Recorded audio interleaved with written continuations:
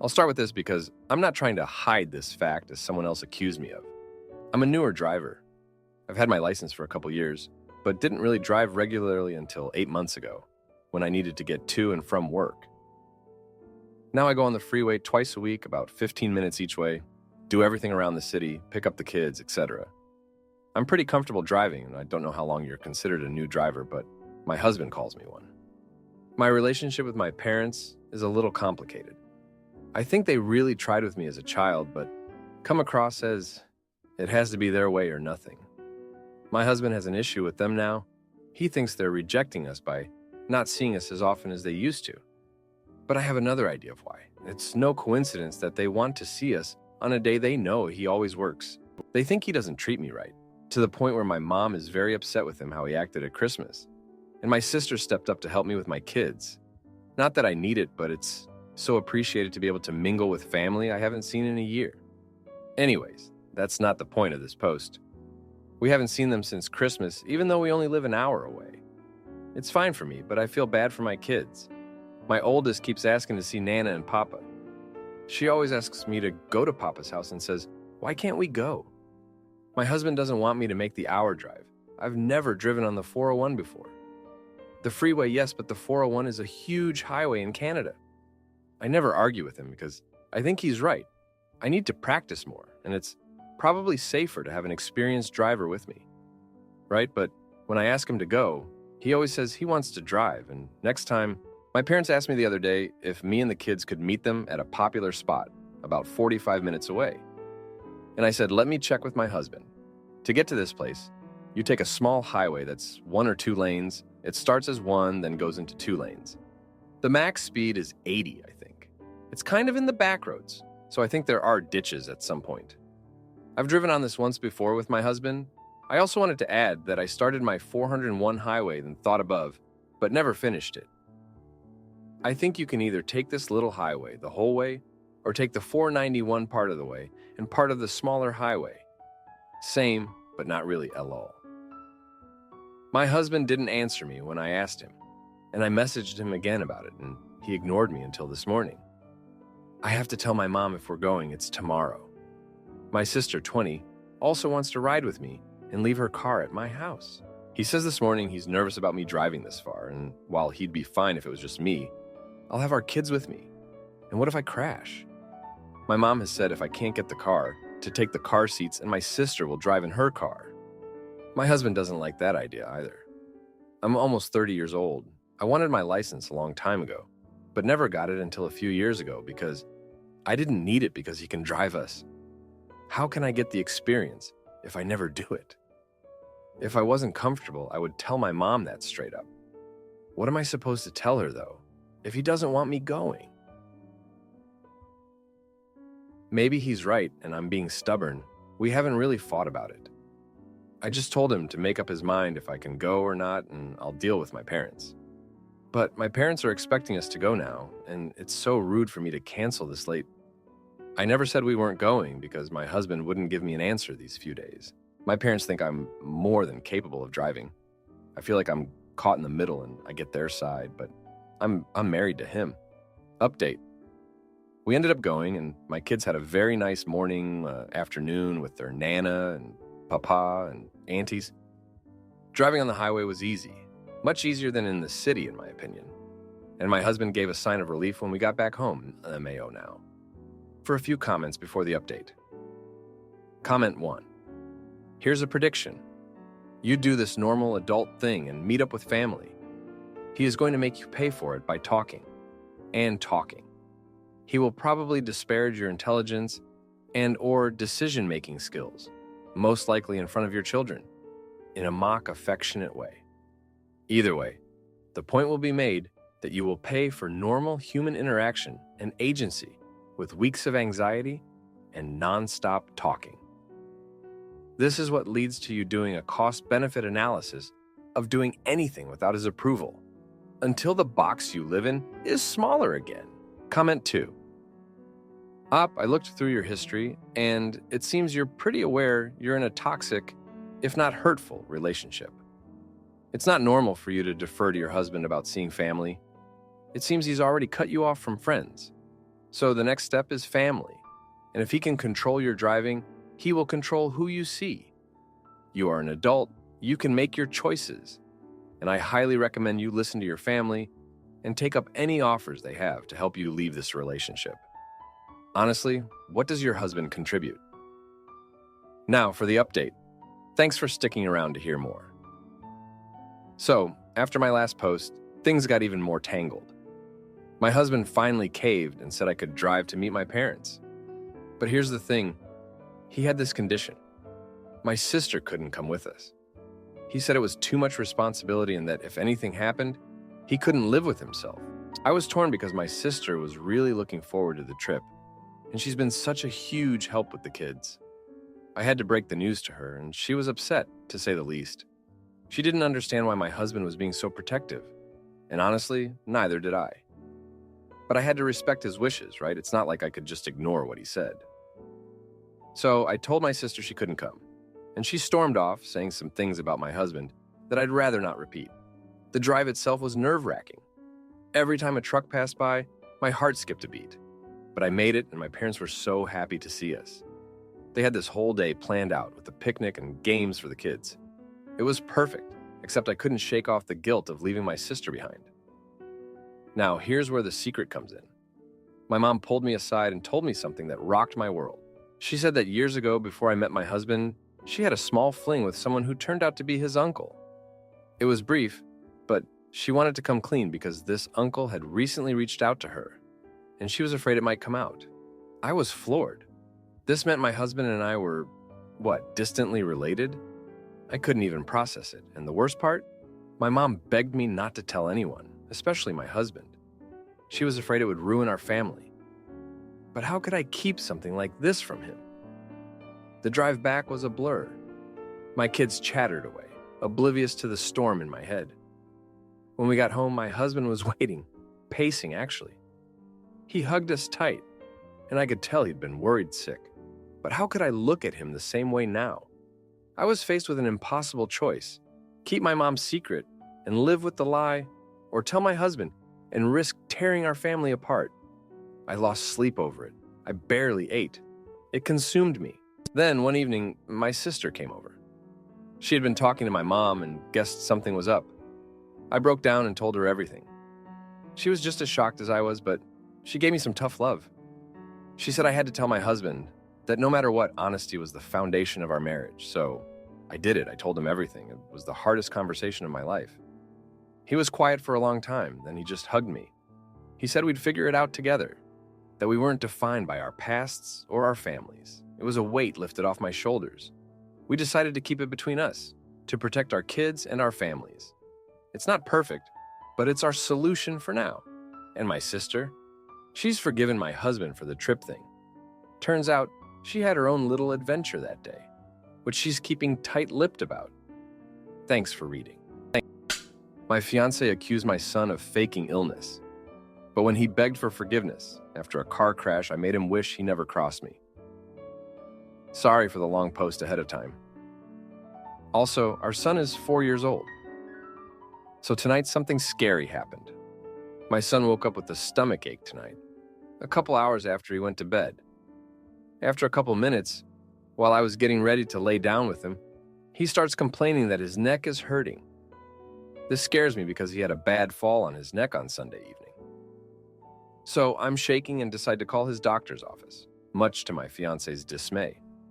As I'm waiting on hold for the on-call nurse, my fiancé says he got our son to admit he was faking this so he could sleep with us. Meanwhile, our son was still crying. As I get the nurse on the phone, she suggests a telehealth visit.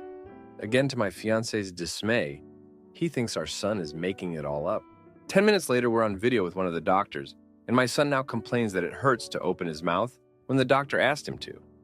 After checking him out, she isn't able to come to any conclusion and recommends ER to make sure my kid's okay. Now, this was hugely against my fiancé's will. Even though I told him I would take our son to the ER and he could just stay home and sleep, he threw his fit and came with us anyway, screaming toddler and all. As we pull away from our driveway, our kiddo starts throwing up in the car. Luckily, I brought one of our small trash cans just in case, but A good bit of puke was all over our son's seat area. My fiancé flipped his frickin' marbles.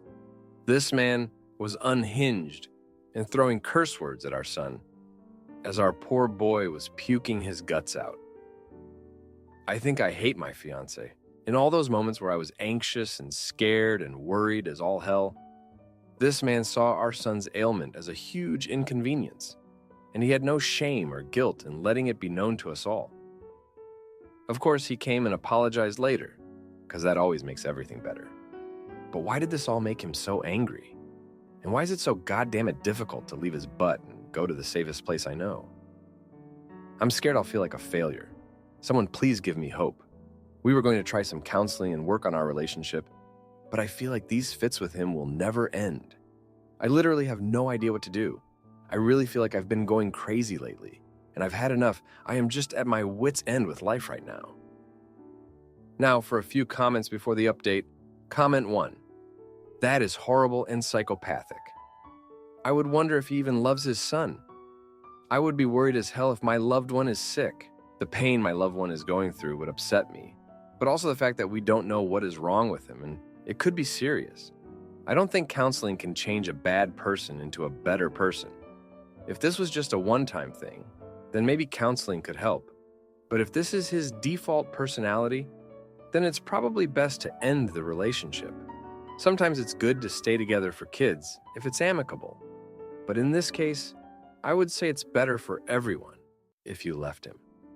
You deserve better, and your son deserves more love and care. Comment 2. Your fiancé is not a good father. He's more concerned about his own comfort than the well-being and safety of your child. He's an active deterrent and obstacle for you in seeking help for your child. Is this the only area where he demonstrates selfishness in your relationship? To be honest, even this behavior would make me lose all respect, assuming you had some. For him and I would be struggling to trust him to care for my child. Now, for the update, thanks for all the comments on my last post. Sorry for the long update ahead of time. So, after that night from hell, things didn't get any better. We went to the ER, and it turns out my son had a serious infection. My fiancé, of course, felt like the world's biggest jerk. He was all apologies and promises to change. I wanted to believe him, I really did. But you know how it is. Once trust is broken, it's like trying to put a mirror back together. You might glue it, but the cracks are always there. In the weeks that followed, my fiancé actually started therapy. I was surprised, honestly. He seemed committed to it, said he wanted to be better for us. I was cautiously optimistic, but deep down, I was waiting for the other shoe to drop. And drop it did. One day, I got a call from a number I didn't recognize. It was a woman, and she was crying. She said she was sorry to be the one to tell me, but my fiancé had been having an affair with her for months. She just found out about me and our son.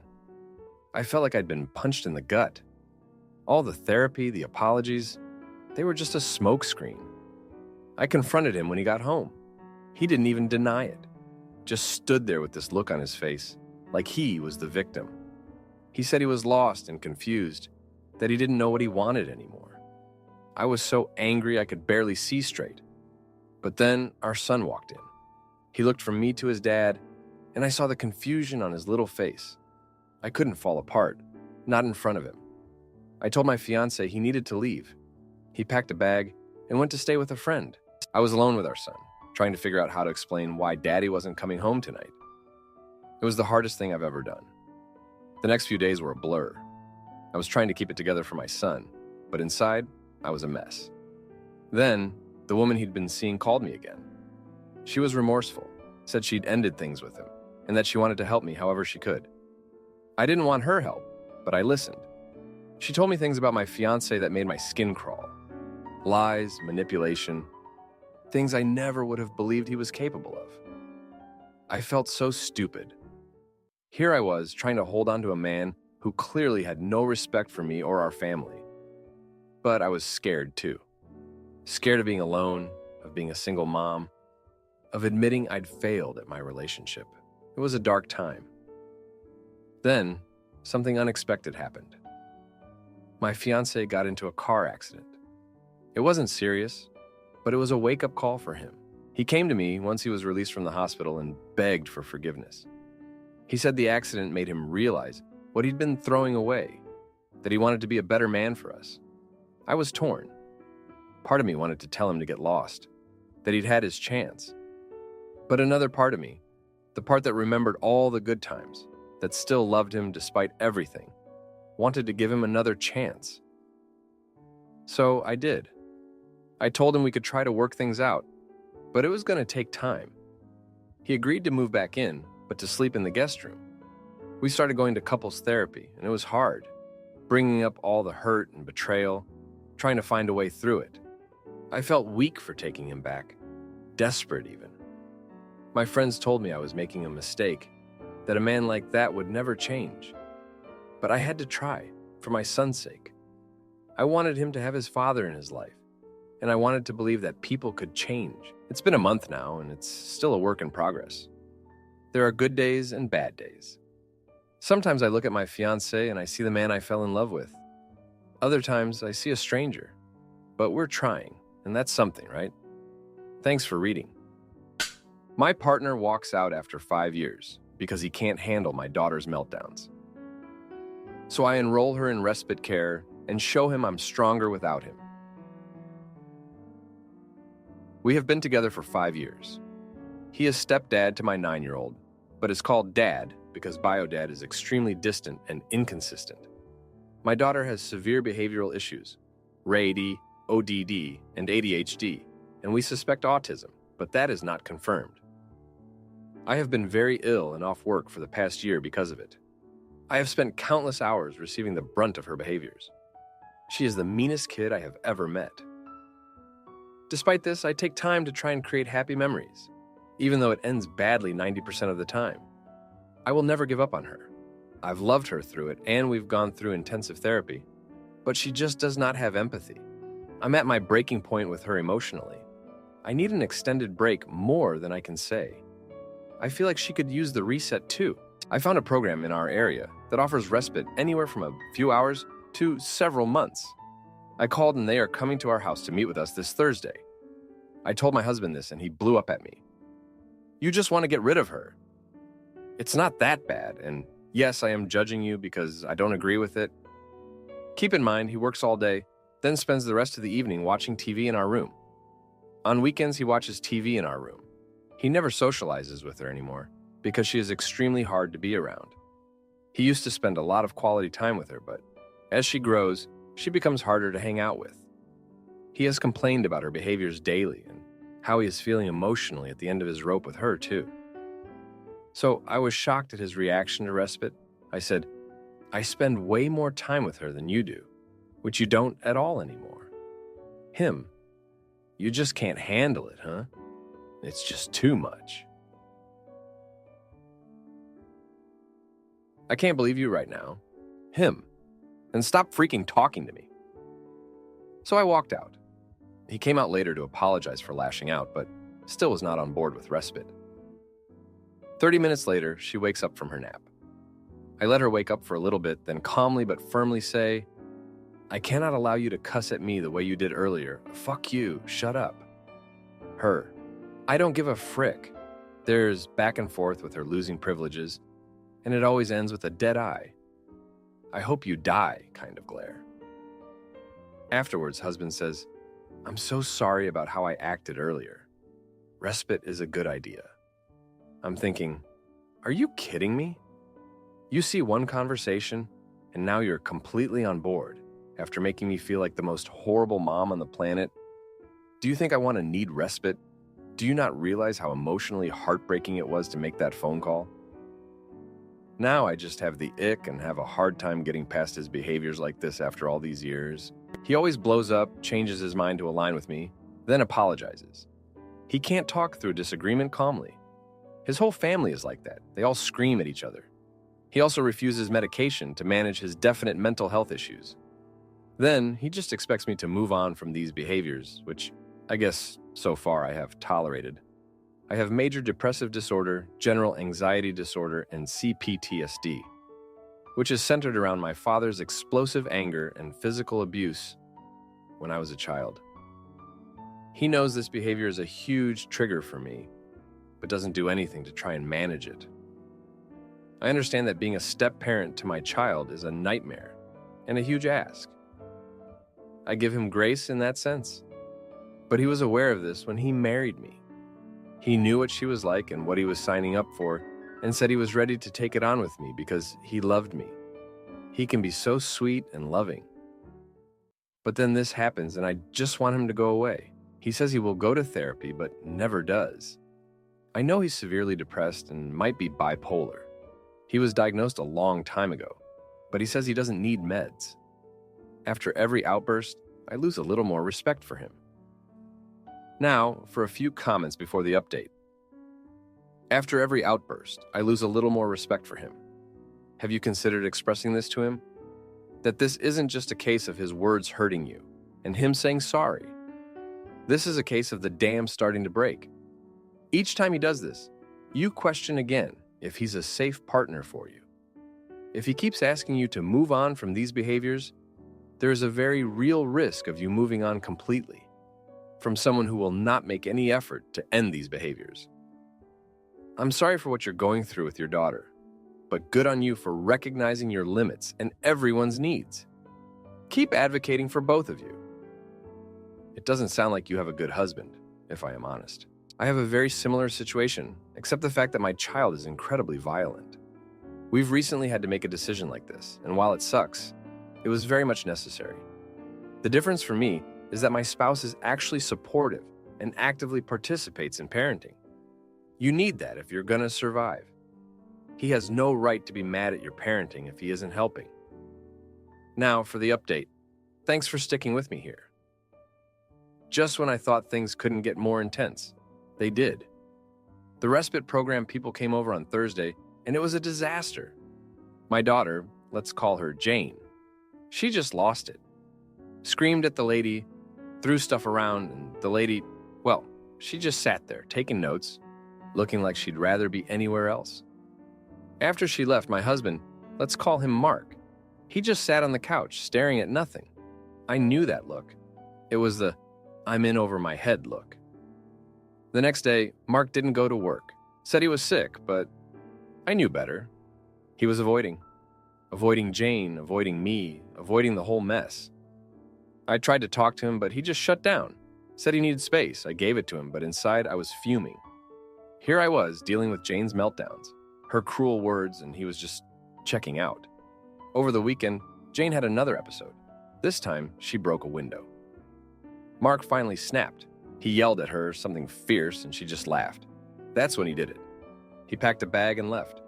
Said he needed a break from us, from everything, and I couldn't believe it. After all the promises, after all the I'm with you talk, he just bailed. I was left to deal with Jane alone. It was the hardest week of my life. I had to take her to the ER after she hurt herself during a tantrum. I sat there in the sterile hospital room, watching her sleep, and I felt so alone. Mark didn't even answer his phone when I called to tell him where we were. When we got home, there was a letter from Mark.